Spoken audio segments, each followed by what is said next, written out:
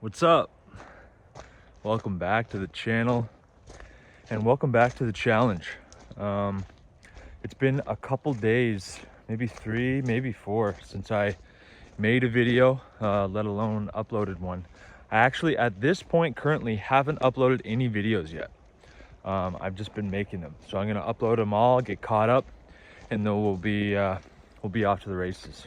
This is day 10 of the average to elite in 90 days challenge. So we're a ninth of the way through, which is pretty crazy. Like, it's so easy to look ahead and be like, oh my God, that's so far away. Like 3 months, I can't do something consistently for 3 months. Like, that's crazy. And I wasn't able to for just 10 days, which I'll explain in a minute. But I'm gonna do what I always do and what I always preach to do, which is when you fall down, to get right back up and to keep moving forward. So it's been a lot that's happened over the last few days. I'm out for a walk, by the way. I'm in my hometown, back living with my dad, which is an adjustment, but you love to hear this, right? Look at that, so nice. I love some running water, for real. Hopefully that wasn't too loud there, but yeah, so basically this is the situation.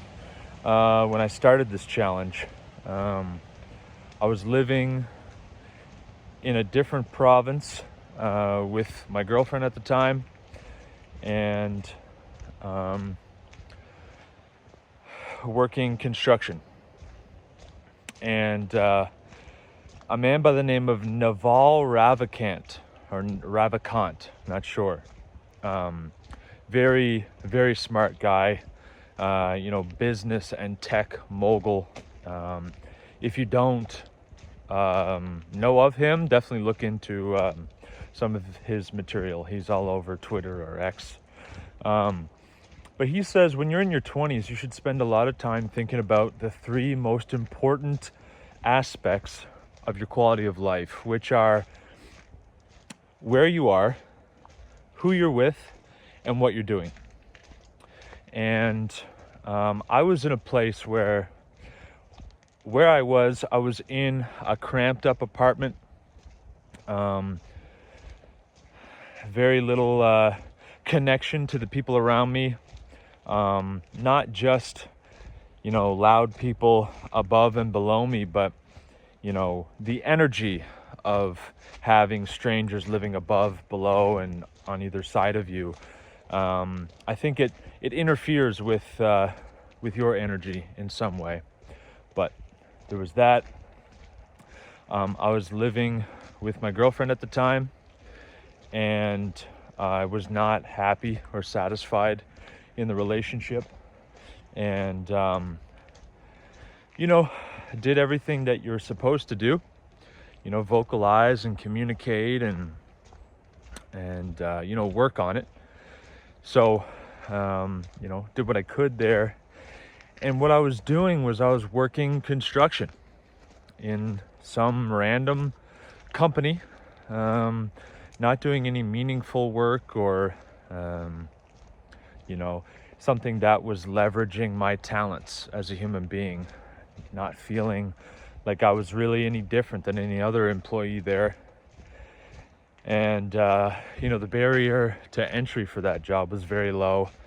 They hired whoever, ex-cons or guys with drug problems and whatever else. So it wasn't a good fit for me. And in hindsight, I'm like, holy shit. But a combination of those 3 things, I wasn't in a good place, physically, mentally, spiritually. I was not aligned. And something that that really changed my life. It was very profound, but very simple, was this quote, or kind of this question, that I heard in an Alex Hormozy video. He's another one. Check him out if you haven't.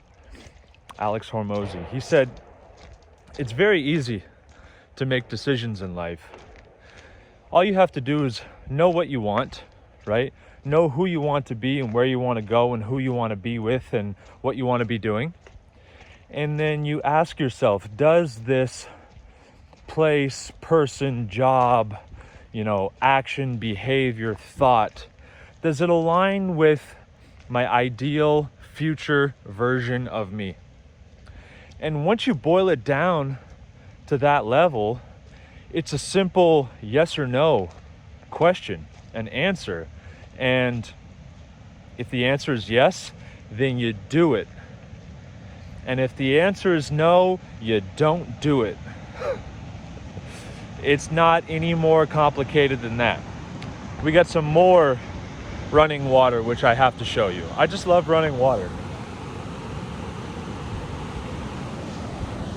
We've been getting, sorry if it's loud, we've been getting a lot of rain over the last week, and I guess we're gonna have another week of just a lot of rain. But just look at this for just 1 minute, just 1 minute.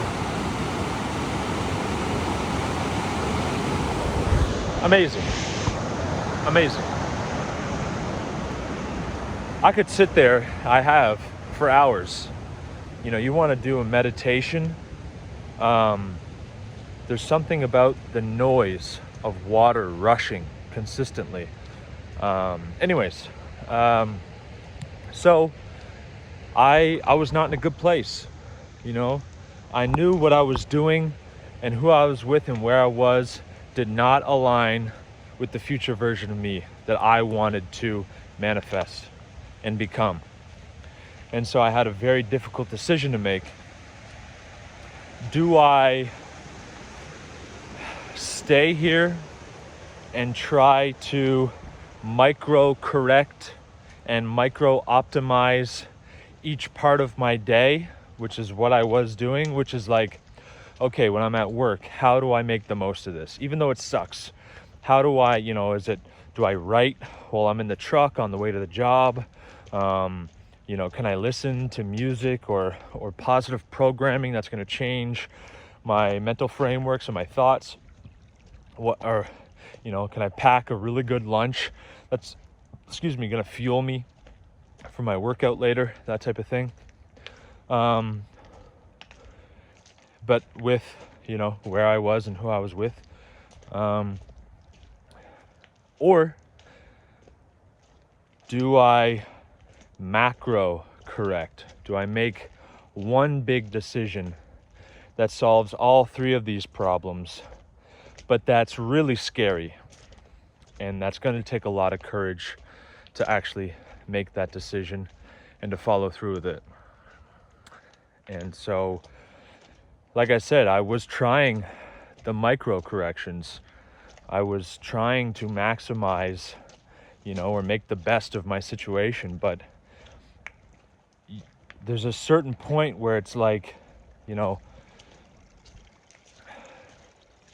you're in a spot and it sucks. And you have to ask yourself, do I have control over this situation?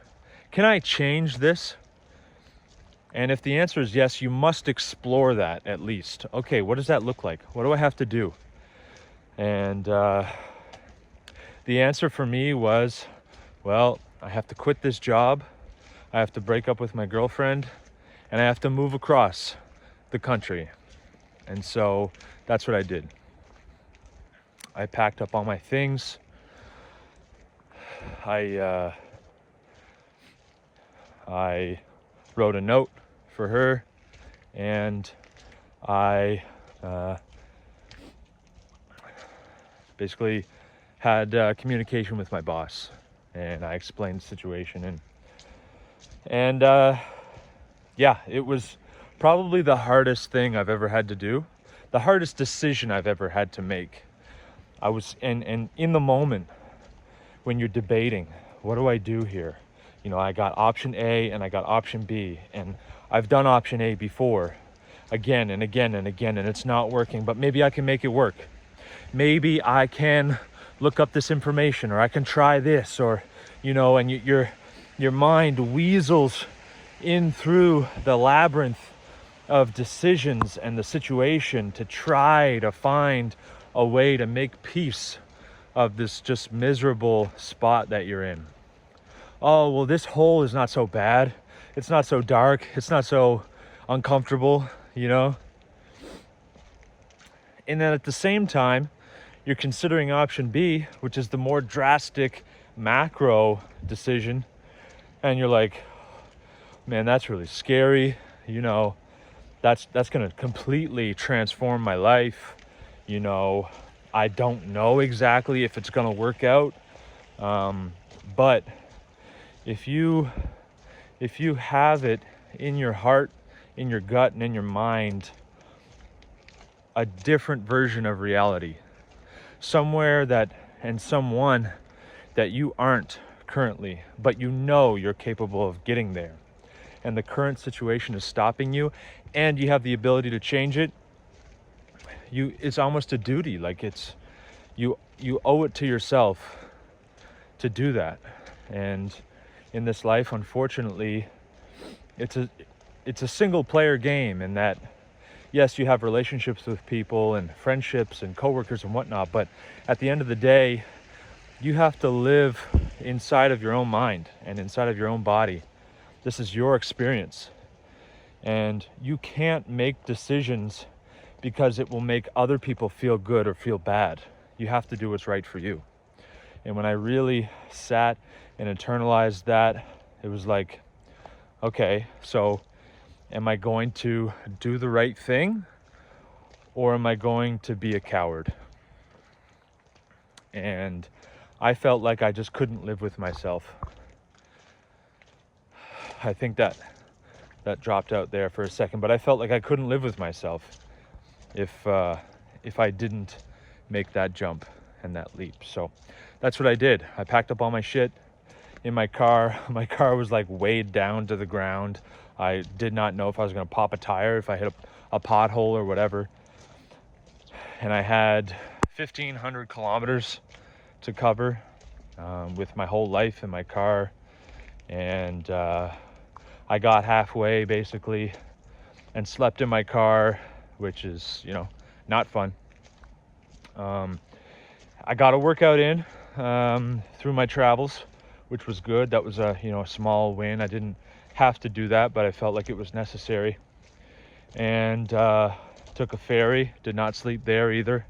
And 2 days later, I landed in my destination, which is my hometown where I went to high school, living back in my dad's basement. And it's all about your perspective, right? I very easily could have said, no way, I'm not taking a back step. I'm not going back to that environment where I used to think it was so shitty, and wasn't conducive to my mental space, and I've been there, done that, blah blah blah. I'm just going to be another loser in his basement. But I realized that it's actually not a back step. It's a pivot. It's a lateral, it's a horizontal, and instead of vertical. It's just a different situation, and that's what I had to do. That's the sacrifice that I had to make in order to put myself in a position to succeed. And this is running on. My battery's about to die, so I'll have to cut it short. But you know what you have to do, and it's scary. I know it's scary, but you have to have the courage, because you owe that to yourself. I think that's where the self-esteem and the self-respect and the self-confidence come in. This is you. This is your one life. And you claim that you want to be great and you want to have all these nice things and achieve these great things, but you're not willing to make the uncomfortable, scary sacrifices to get there. So, anyways, little bit of a sidestep, a little bit of a stumble and a falling down, but I'm getting back up, getting right back on, and getting locked back in with sleep and nutrition and lifts, and writing down my thoughts and my goals, journaling, reading positive material to positively program my thoughts, and nothing but potential and optimism right now. You know, it feels bad. It feels like I'm in a darker place, but I know that I'm cultivating a light that will shine very soon. So again, thank you very much for tuning in, and just keep going. Keep trusting your gut, trusting yourself, because that voice inside, it doesn't lie. If it doesn't go away, that's true, So follow that. Anyways, see you in the next one. Peace.